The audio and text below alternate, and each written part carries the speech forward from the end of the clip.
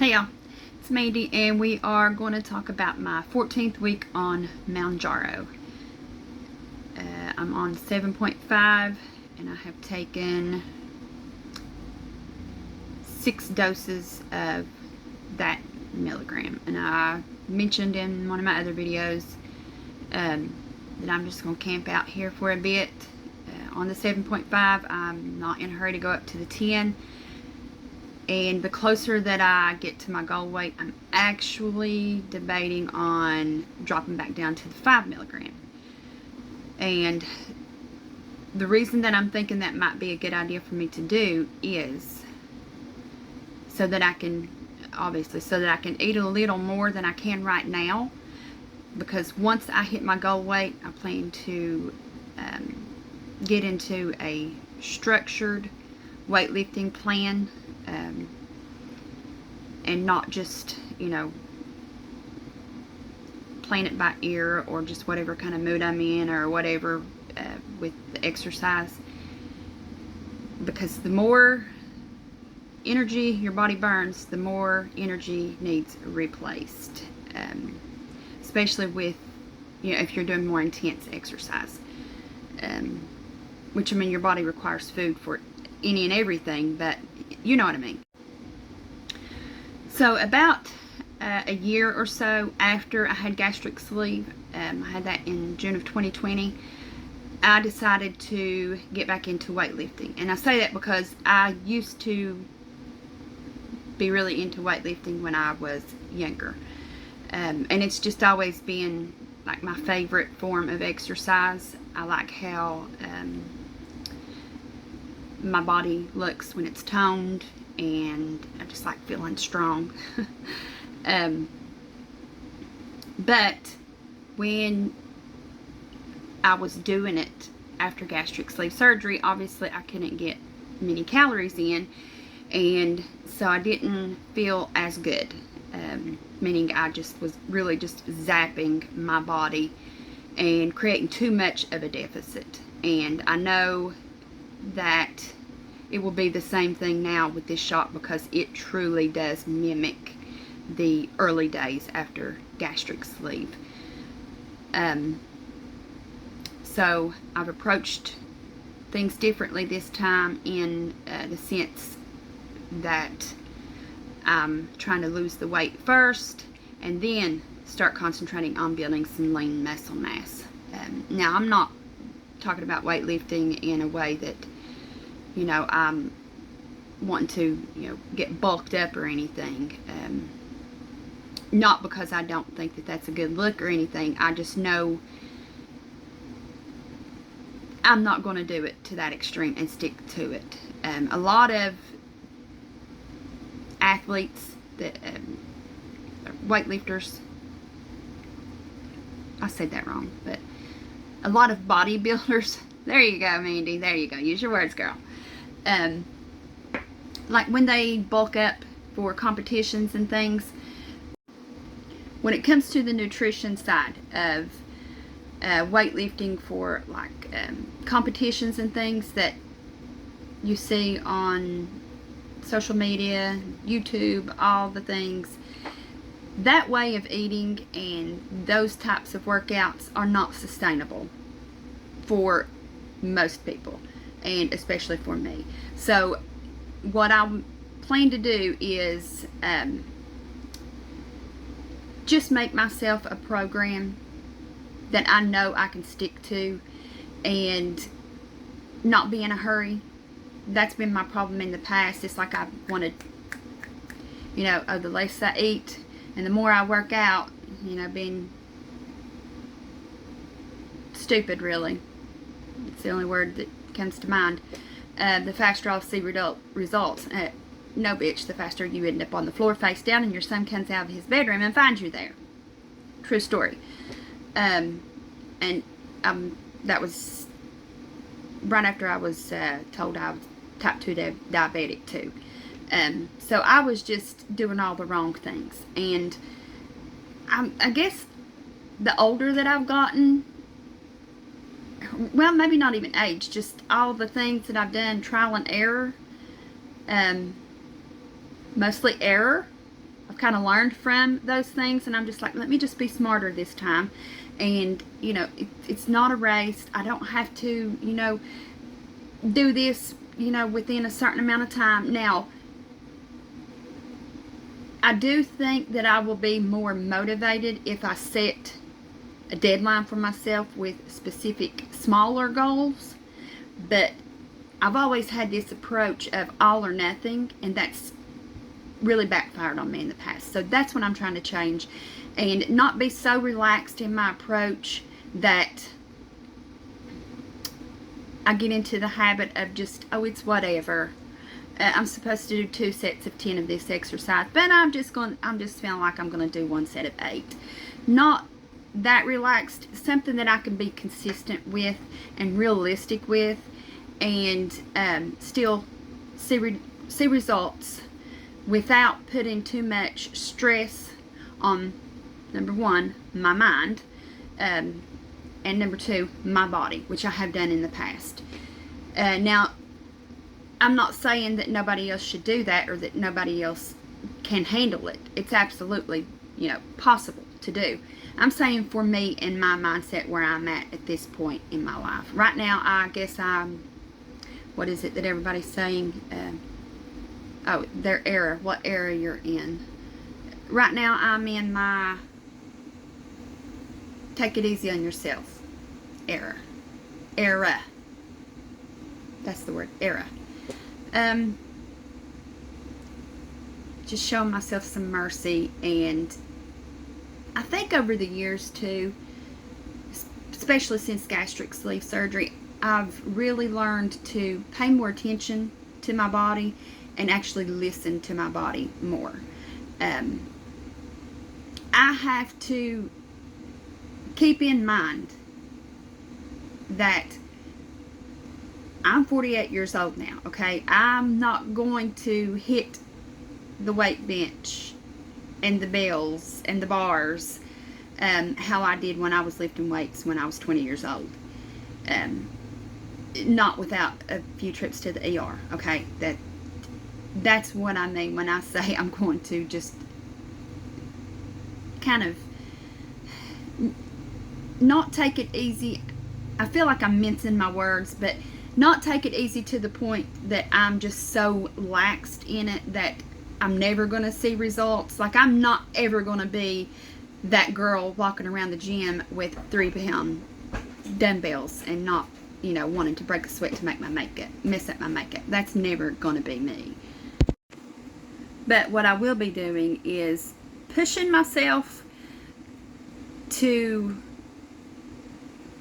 my max without pushing myself to the point that I feel like straight shit for the next 3 days, okay? And that's where calorie intake plays a role for me. And I'm not going to push myself to the point of injury, because I'm okay now with progressive overload taking a little longer than it did 28 years ago, okay? I'm 48 today. Today's my 48th birthday. And another thing is just, I've just learned over the years, after being so hard on myself for, I don't know, the majority of my life, the only thing that does is really, excuse my word, fucks up my mental state of mind. And then that adds stress to my body. And then that makes my body hold on to cortisol. And that makes the weight loss harder, especially in the midsection where that is my problem area. And so it's just been a vicious cycle, and I have been the author of all of that madness on myself, the chaos, my entire life. And I'm tired of doing that. And I'm trying to adjust my all or nothing mindset. It doesn't have to be all or nothing, and just appreciate progress, even if the progress is small.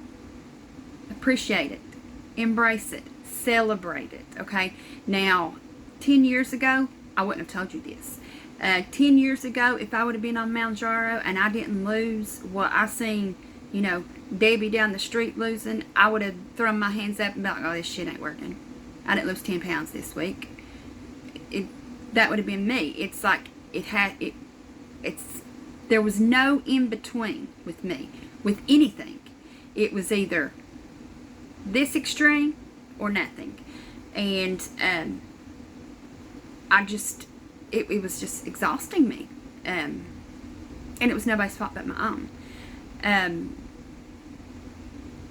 Everything, it's always had to be perfection with me, or it was never good enough. And y'all, that will mess up your mind, have your brain doing somersaults quicker than anything, okay? And as I've gotten older, like I said, I'm just kind of like reflected back over the years, and number one thing is body image and body dysmorphia. I would always tell my cousin, who would, if you're watching this, hi Kathy, she would tell me that she really thought that I had body dysmorphia.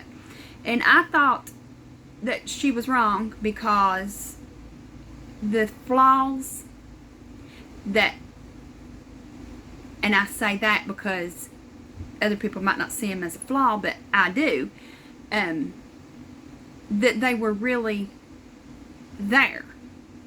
Like the apron belly, the fact that my stomach was the reason that I was never comfortable in a pair of jeans for, oh, I don't know. Let me turn that off. For, I don't know, as long as I can remember, really, I have, well, since having kids. And disclaimer, I had my first kid when I was 17. I was still a kid. So it's been that many years that I have, let me get away from that air conditioner, not had a good relationship with blue jeans. And the way my body is shaped, as I mentioned, my stomach has always been my problem area. But I got no butt, no thighs. My daughter that is blessed with that definitely did not get that from my side of the family, or from me. There are some in my family that is blessed with that, in the boobs, and that missed me. But the way that I'm shaped, I am smaller in my legs and butt, and bigger in my midsection. I think they call that an apple. But then it's like my hips cut in a little to where, you know, that's a slight hourglass shape. But it's like from the side, it looks like it would always look like I had a little, well, not a little, when I was at my heaviest, it looked like I had ingested a basketball in there, you know. I had the muscle separation going on too from, I've had 4 kids, but that happened with my first pregnancy because my belly I was really tiny when I got pregnant. I was like, I can't remember if it was 113, 115, something like that, at my first checkup with my daughter, and I was 3 months pregnant. So I was a small teenager, and that's another thing too that I had to realize, and it was like a light bulb moment for me. This day that I was talking to my friend Christina, if you're watching, hey girl, hey. I have been comparing myself and the way that I look and the way that I feel to myself prior to kids. And I told her when we was having this conversation, I said, but you know what? I really don't know what my adult body would look like as my norm, because my adult body was post kids. So I can't, you know, it's rare that anybody looks like they did when they were a teenager, but because I was saying, oh, before I had kids, but when I actually should have been realizing that I was a kid, and that's not what my body would look like today if I didn't have any kids, if that makes sense what I'm trying to say.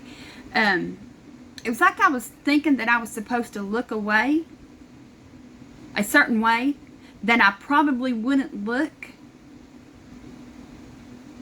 as an adult if I didn't have kids. That's what I'm trying to say. Which was not realistic. And so it's like I really had to do a mental regroup. And that didn't happen right away when I started losing weight. Now, I have lost a massive amount of weight in the past before, prior to weight loss surgery.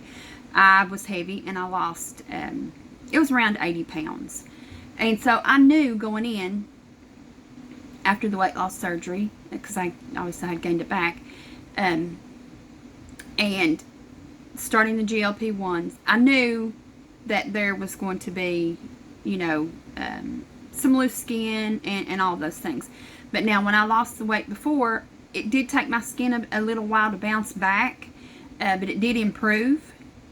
But I was younger, so the chances are it might not bounce back the way that it did then. And that's something else that I have to keep in mind and remind myself. And, you know, I know that once I start lifting weights and then I give my skin and my body some time to adjust to my new weight,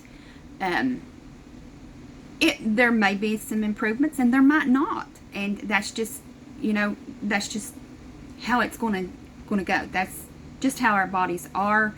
Especially the older we are, the less collagen we have, less elasticity. Yeah, I can't speak today. The less elasticity our skin has naturally. Now, there are things that we can do to help improve, but I've got to keep reminding myself there's still going to be signs there that I was overweight for so long and lost the weight. There's still going to be signs there that I have grew people in my body. They say, what's your superpower? These are just things that I'm keeping in mind, and I want to be one of those people that says, oh, I don't care about my stretch marks, because when I see them, it reminds me, you know, I have these 4 amazing children and this and that. I do feel grateful that I am blessed with 4 healthy kids and 7 grandkids that those 4 kids, 3 of them, have gave me. My son has not started multiplying yet, thank God.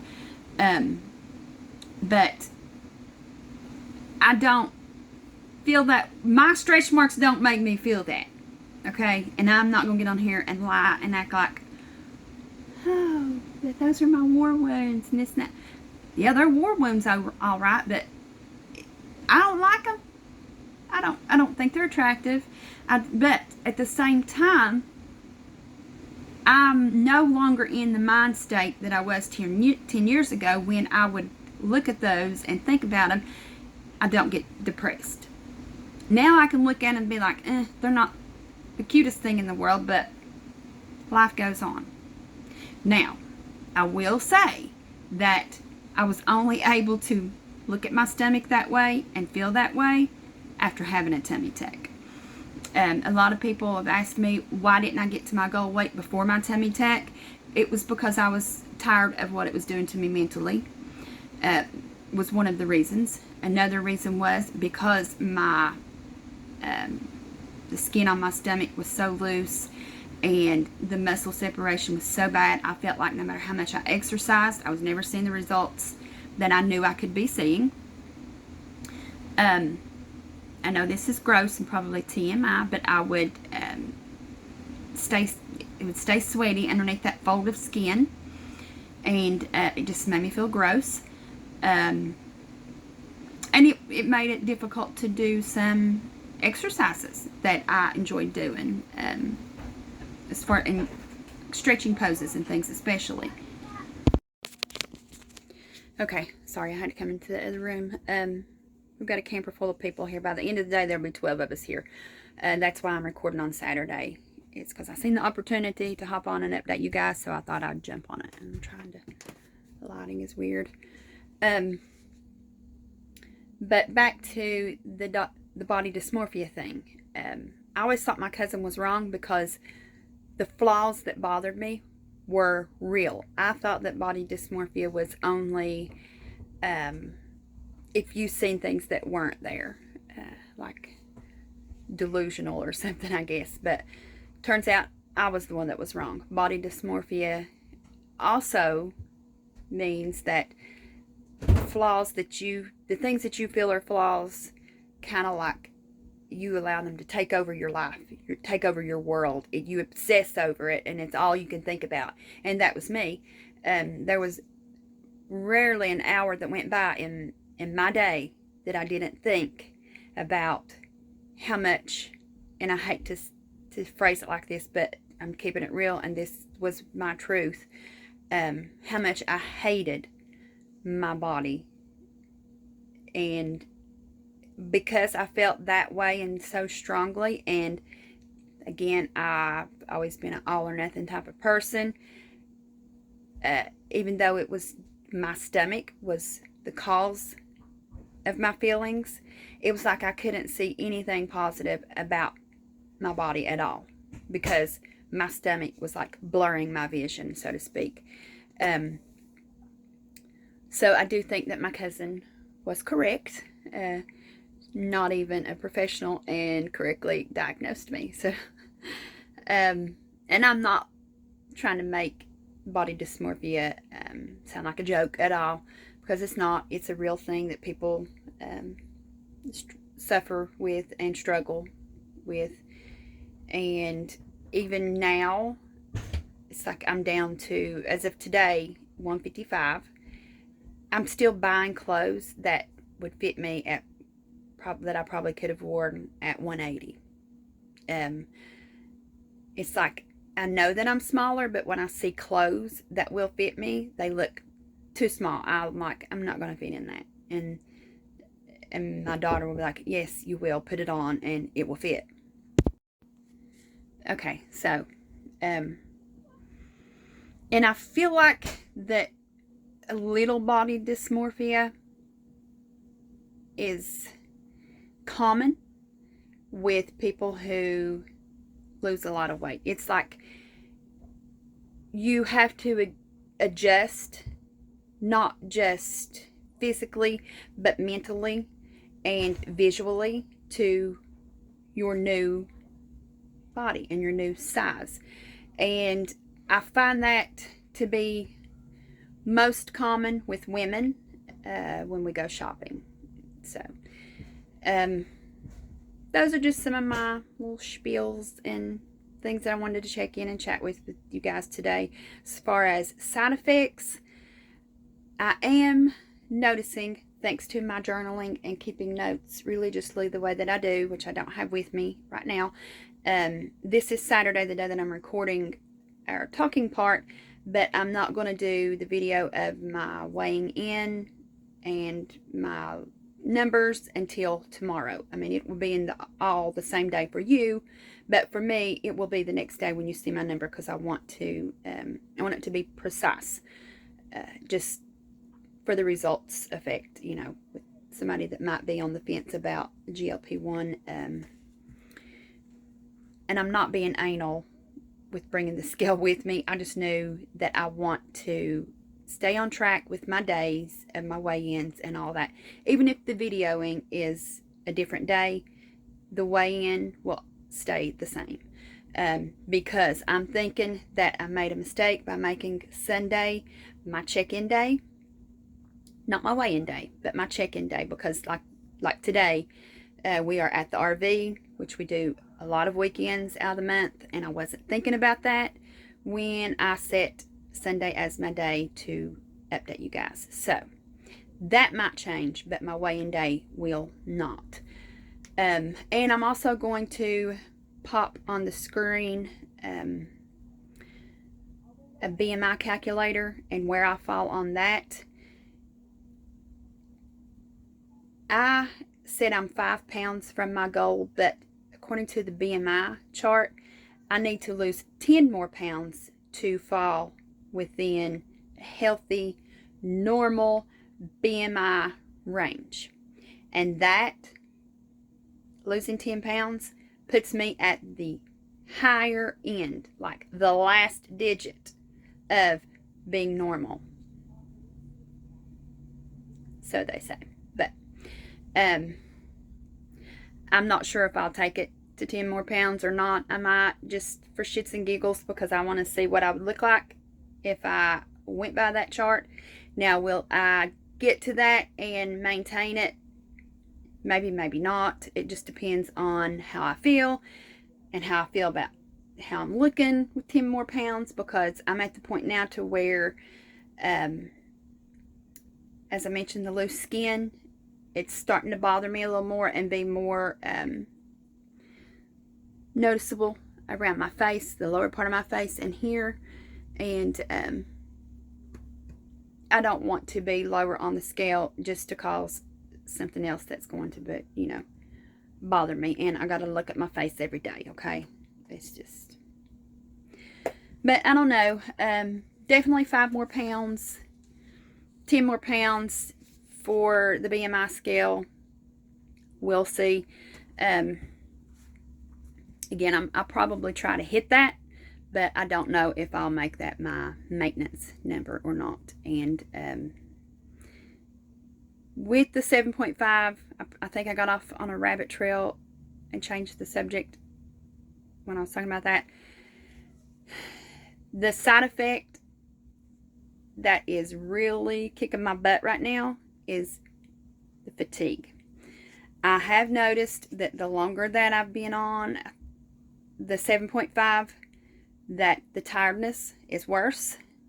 I'm fatigued more days out of the week now than I was with my first 2 shots, I think it was, and with the 5 milligram. So I'm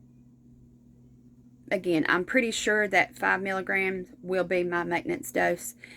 And keep in mind that I had already lost a lot of weight before I started the GLP-1. And so I had less weight to lose than some other people. So I didn't think that I would get to the max dose. I kind of knew that I wouldn't.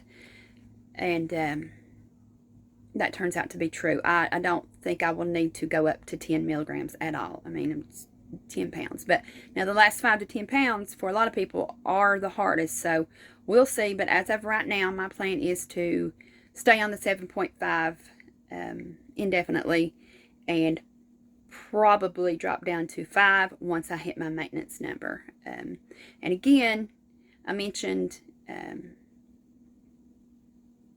weightlifting.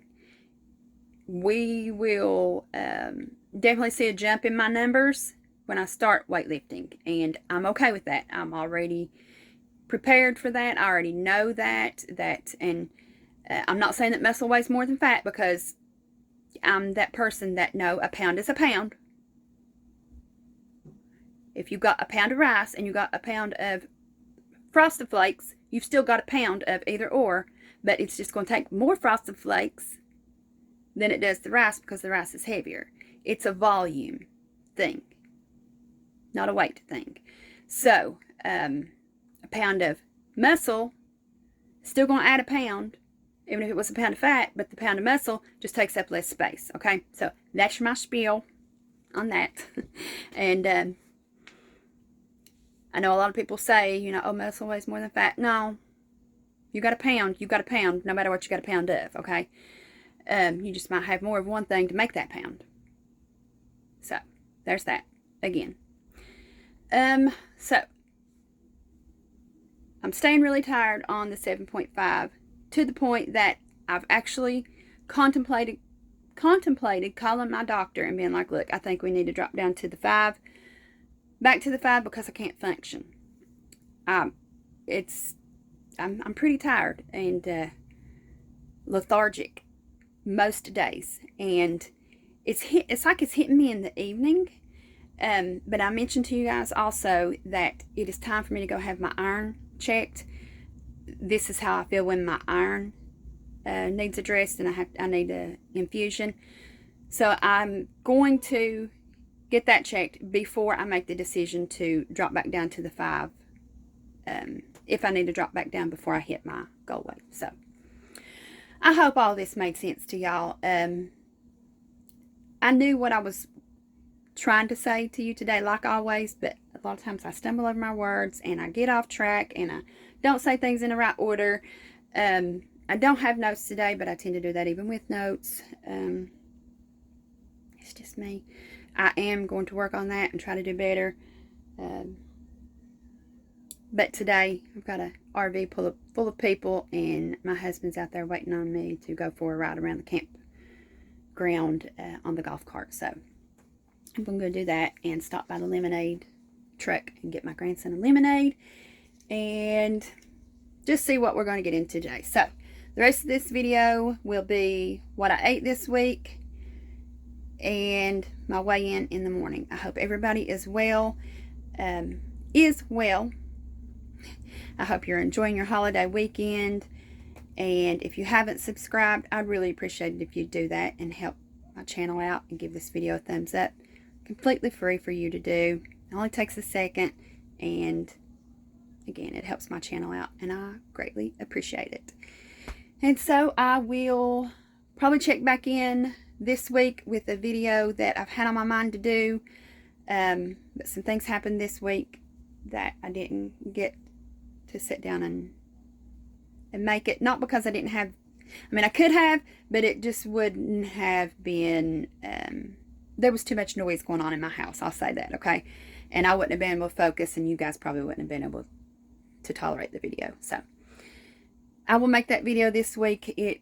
I'm going to talk about loose skin with weight loss and some of the things that we can do to help improve the looks and the texture of that loose, crepey skin. So I'm not going to go into that and name off all the details with that, because I'll save that for that video, because this one's already been long enough.